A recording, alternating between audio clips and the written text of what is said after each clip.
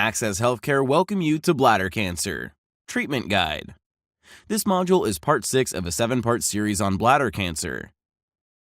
Bladder cancer is one of the most common cancers, affecting approximately 68,000 adults in the United States each year. Bladder cancer occurs in men more frequently than it does in women, and usually affects older adults, though it can happen at any age.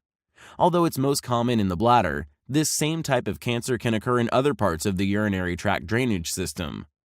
About 7 out of every 10 bladder cancers diagnosed start out at an early stage when bladder cancer is highly treatable. However, even early-stage bladder cancer may recur in the bladder. For this reason, people with bladder cancer typically need follow-up tests for years after treatment to look for bladder cancer that recurs or advances to a higher stage. In this course, the objective is to help you know how you can cope with having bladder cancer. When you are diagnosed with bladder cancer, it is normal to feel scared, anxious, angry, and sad. It is also normal for you to need help coping with the feelings and changes in your life. To help you cope, you might consider deciding what you want to know.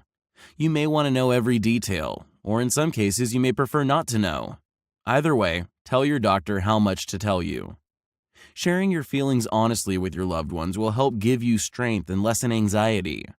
Asking your doctor what to expect will help you prepare for things like surgery scars, hair loss, and other side effects. Talk to your doctor about starting an exercise program. Studies show that being active can help you cope with cancer.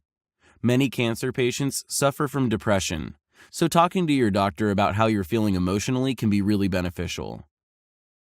Ease your stress by putting a plan in place to handle things like if you will need to stay in the hospital, take time off work, or need caring for yourself.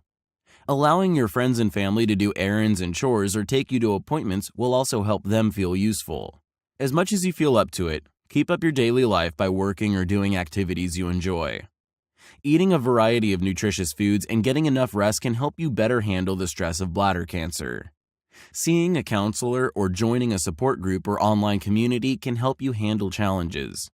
Ask your doctor to recommend a support group. How much do you know about palliative care?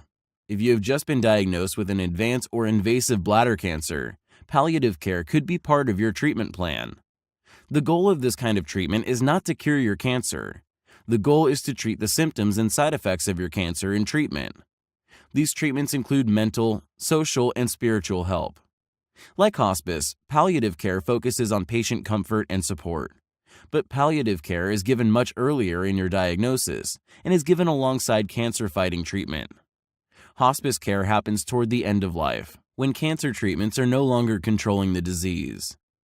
Palliative care is a broad treatment that addresses physical symptoms like pain, fatigue, and nausea, emotional symptoms like depression, anxiety, and fear, practical concerns like insurance questions, employment issues, and financial worries, spiritual concerns like questioning your faith, trying to understand why this is happening to you, exploring religion, and trying to find a sense of peace or acceptance.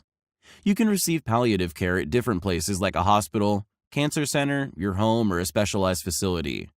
You will often receive care from a team of specialists. If you have questions about how to include palliative care as part of your cancer treatment, talk to your doctor. Please feel free to investigate these sites and others for more information, and remember to bring any concerns or questions in to discuss with your doctor. Thank you for joining us today for part 6 of this 7-part series on bladder cancer, and come